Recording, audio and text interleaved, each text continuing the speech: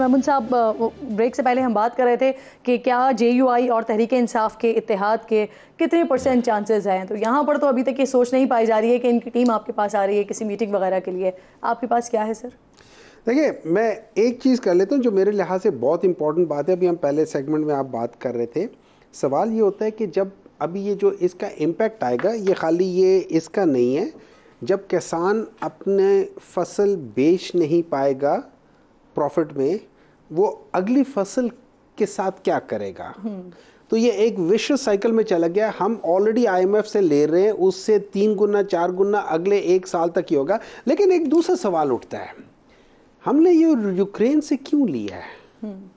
क्या कहीं कोई हो सकता है किसी को खुश करने के लिए, किसी मुल्क को खुश करने के लिए ये सारी डील की गई हो कि भाई आप लोग यूक्रेन से ले लो, उसके बदले ये कर लो?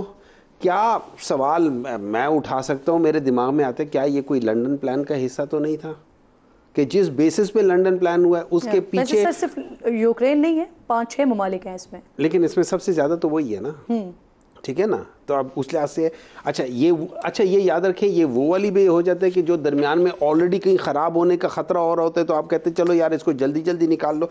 ये सारी चीज़ें कर लेना, तो आप कहते हैं कि जमाते उलेमा इस्लाम के साथ हम क्यों नहीं मिलेंगे? मैं ये समझता हूँ कि वो कौन सी ऐसी पॉलिटिकल पार्टी है जो इस इशू पे इकट्ठे मिलके और इलेक्शन के इशू पे नहीं मिलेंगी। अब उसका सवाल ये नहीं है कि कौन किसके पास जाता है, ये जरूरी नहीं है। जरूरी ये है वो इशू कितना इंपॉर्टेंट है। आप लोग जा रहे हैं उस इशू को लेकर। देखिए, अगर आप मुझसे पूछे, वो इशू इतना इंपॉर्टेंट है। पाकिस्तान का जो सबसे इंपॉर्टेंट इशू है, जो पॉलिटिकल कल्चर को जिसने खराब किया हुआ है, जिसने पॉलिटिकल मैरिट को खराब किया हुआ है, वो है फ्री फेयर ट्रांसपेरेंट इलेक्शंस। अगर फ्री फेयर ट्रांसपेरेंट इलेक्शंस के लिए आप मुझसे पूछे, मैं हर उस पार्टी के पास जाने को तैयार हूंगा जो इसके ऊपर स्टैंड लेना चाहती है। सही, बिल्कुल। तो चाहे मुझे 1 दफा नहीं 4 दफा भी जाना पड़े, वो इशू बहुत इंपॉर्टेंट है, क्योंकि उसकी वजह से पाकिस्तान की पॉलिटिक्स ठीक होगी।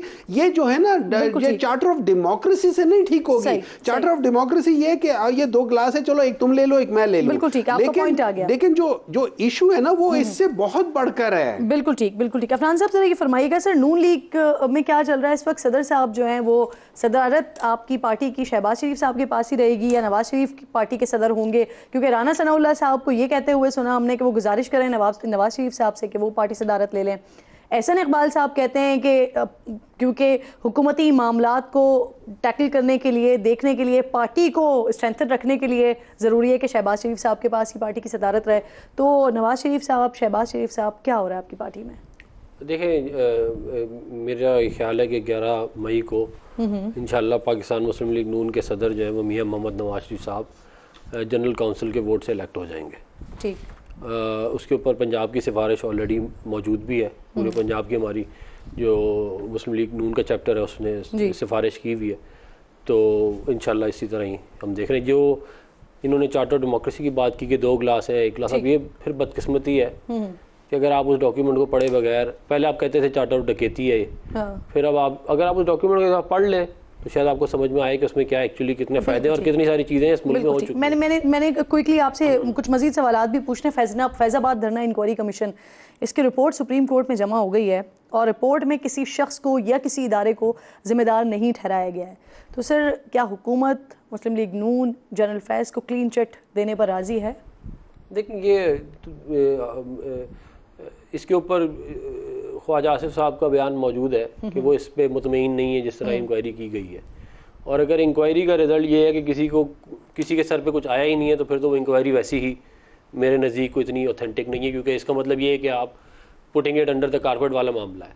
जब एक धरना हुआ, इस मुल्क का पूरा निज़ाम बैठाया गया, आपके पास 11,000 फोर्स इस्लामाबाद पुलिस की है। एहसन इकबाल साहब का भी बयान इस पे है, शाहिद खाकान अब्बासी साहब का बयान भी इस पे है। देखिए, पूरी बात लेकिन एक और अफरान साहब, एक और मसला ये कि अगर हुकूमत को एतराज़ है तो बगैर एतराज़ लगाए रिपोर्ट जमा क्यों करवा दी सुप्रीम कोर्ट में? वो तो जो इंक्वायरी रिपोर्ट होगी वो तो हम चेंज करके नहीं कर सकते ना। लेकिन आप अपने इख्तियार रखते हैं ना हुकूमत अपने पास कि वो एतराज़ लगा कर उसको जमा करवाए। देखिए, इंक्वायरी रिपोर्ट चली गई है सुप्रीम कोर्ट इसके ऊपर अब जो है वो ड्यू एक्शन लेगी। जो भी बनता होगा, मेरा ज़ाती तौर पर ख्याल ये है कि इस बात का डिटरमिन करना कि 250 लोगों को 11,000 पुलिस फोर्स नहीं हटा सकी और पंजाब की पुलिस भी अवेलेबल थी। सही। तो ये खाली इसको अंडर द कारपेट करने से मसला हल नहीं होगा, ये फिर दोबारा इस मुल्क में इसी तरह के हालात पैदा किए जाएंगे और अगर इसको इधर ना रोका तो फिर दोबारा मसाइल में फंस जाएंगे। सही। अच्छा सर, मुझे ज़रा ये बता दीजिएगा, कल आपकी जमात मखसूस नशिस्तों के हवाले से अहम केस की समाअत सुप्रीम कोर्ट में हो रही है, क्या उम्मीद कर रहे हैं आप? क्योंकि जस्टिस मंसूर अली शाह की सरबराही में ये बेंच सुन रहा है, समाअत हो रही है, आपकी डिमांड भी थी, लेकिन अगर मखसूस नशिस्तें आपको मिलती हैं तो सेनेट और सदर के इंतखाबात, इसका क्या बनेगा? और फिर एक नया बहरान नहीं शुरू हो जाएगा सर? नया बहरान नहीं, ये वही बहरान चल रहा है, वही चलता रहेगा। वो और देखिए, वो और ज्यादा, वो जो होते हैं ना, एक तूफान आता है वो ज्यादा बढ़ता जाता है। जब आप एक गलत काम करते हैं ना, तो उस गलत काम को छुपाने के लिए आपको 10 और गलत काम करने पड़ते हैं। तो ये शुरू में गलत काम हुआ था। सबसे पहले जिस तरीके से इलेक्शन कमीशन ने पाकिस्तान तहरीक इंसाफ के इलेक्शंस के ऊपर एतराज़ात उठाए, फिर 3 महीने उसके ऊपर उन्होंने अपना डिसीजन संभाल के रखा, आखिर में क्या, फिर जब पिशावर हाई कोर्ट ने एक फैसला दे दिया तो सुप्रीम कोर्ट चीफ जस्टिस साहब, थैंक यू वेरी मच, उन्होंने 1 दिन के अंदर अंदर उसके अंदर फैसला करके 1.5 दिन में डिसीजन लेके हमसे हमारा निशान लेके हमको बहुत ज्यादा नुकसान पहुंचा। हालांकि उनके अपने अल्फाज से उसी के दौरान कि इससे आपको फ्यूचर में सिर्फ इस इलेक्शन के जो सिंबल है उस वक्त तक होगा, उसके बाद में कोई नुकसान नहीं होगा, लेकिन वहां वो निकले। ठीक है, अब बात आ जाती है कि आगे मेरे ख्याल में लेट्स सी कि इसका डिसीजन क्या आता है, लेकिन इसका डिसीजन एक ही होना चाहिए, पाकिस्तान तहरीक इंसाफ को उनके ये रिजर्व सीट्स मिलनी चाहिए। एक और बात सर, वो तो अदालत का काम है ना, अदालत क्या डिसीजन लेती है? क्या चीज? अदालत का काम है ना। नहीं, मैं कह रहा हूँ ना, उन तक है, मैं तो अपनी राय दे रहा हूँ। लेकिन मेरी नजर में आपने एक सवाल इनसे पहले पूछा था कि जो क्या मैं दिमाग से निकल गया, क्या था इनसे आखिरी सवाल कौन सा था इनसे? मैंने धरना कमीशन क्या, धरने वाला। देखिए, धरने के ऊपर एक चीज सारे, उन्होंने ये नहीं कहा कि किसी को, उन्होंने कहा है कि पंजाब की गवर्नमेंट वाज रिस्पॉन्सिबल। उसके ऊपर ये नहीं है कि किसी करे, उन्होंने कहा पंजाब की गवर्नमेंट रिस्पॉन्सिबल है। इसका मतलब ये हुकूमत रोकने में नाकाम हुई नहीं, तो गलती हो गई ना, रोकने में नाकाम हो गई तो वो उनकी गलती है। तो वो बता रहे हैं कि गलती उधर है, और ये उस वक्त के प्राइम मिनिस्टर बता रहे हैं। तो ये बात ना कहें कि किसी के ऊपर गलती नहीं की गई। पंजाब की गवर्नमेंट उस वक्त मियां शहबाज शरीफ साहब के अंडर थी, उनके ऊपर पूरा ब्लेम आ रहा है कि he was responsible for not tackling it properly. अभी इन्होंने भी कहा है, अभी अफनान ने भी कहा है कि पंजाब की पुलिस भी वहां थी, तो क्यों नहीं कर इस्लामाबाद तक छोड़कर आए? एग्जैक्टली, सो दैट मींस ये मिले हुए थे, they were part and parcel of it। so सारी गलती इन्हीं लोगों ने जानबूझ के की है। बिल्कुल ठीक। हमदुल्ला साहब, जरा सर हुकूमत के खिलाफ मिले हुए थे हम। ठीक है सर, इस पर भी कमेंट कीजिएगा, और साथ साथ सर ये जो जजेस की तकर्री के हवाले से आईनी तरमीम पर हुकूमत सोच रही है, इस पर भी कमेंट कर दीजिएगा। देखिए, जो जजेस की तकर्री के बारे में मैं सुन रहा हूँ कि एक आईनी तरमीम लाया जा रहा है, मेरे ख्याल में अगर पार्लियामेंट 45 के बजाय 47 फार्म का एक गैर मुंतखब पार्लियामेंट है, फिर इस पार्लियामेंट को आइन में एक नुक्ते की तरमीम की भी अखलाकी जवाज़ नहीं है, न कोई आइनी जवाज़ है।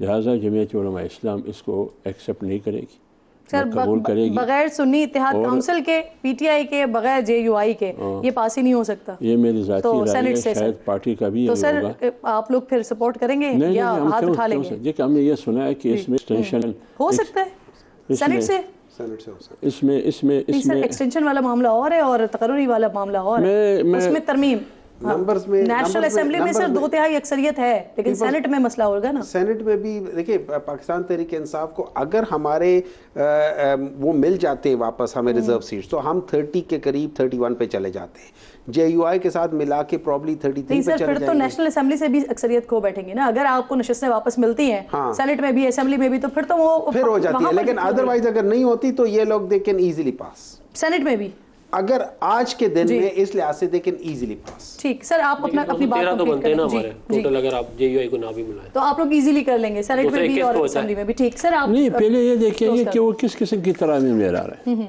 जजेस के हवाले से किस किस्म की तरामीम लेके आ रहे हैं। और हमने ये सुना भी है कि बाद जजेस को एक्सटेंशन दे जा रहे हैं हुकूमत, क्यों दे रहा है? और वो जजेस एक्सटेंशन कैसे ले रहे हैं? उनको तो एक्सटेंशन से पहले मुस्ताफ़ी हो जाना चाहिए। इसका मतलब ये है कि आपको 1 साल 2 साल एक्सटेंशन मिले, फिर इंसाफ कैसे होगा? क्यों मिले आपको? यानी अगर आपने चीफ ऑफ आर्मी स्टाफ को एक्सटेंशन दी 3 साल की, उसका फ़ायदा तो मुझे बताएं। अगर आप चीफ जस्टिस को या किसी और को एक्सटेंशन देंगे तो मेरे ख्याल में अगर काजी फैज़ शाह के बारे में ये मशहूर है कि वो एक उसूली आदमी है, तो वो कैसे एक्सटेंशन को कबूल करेंगे?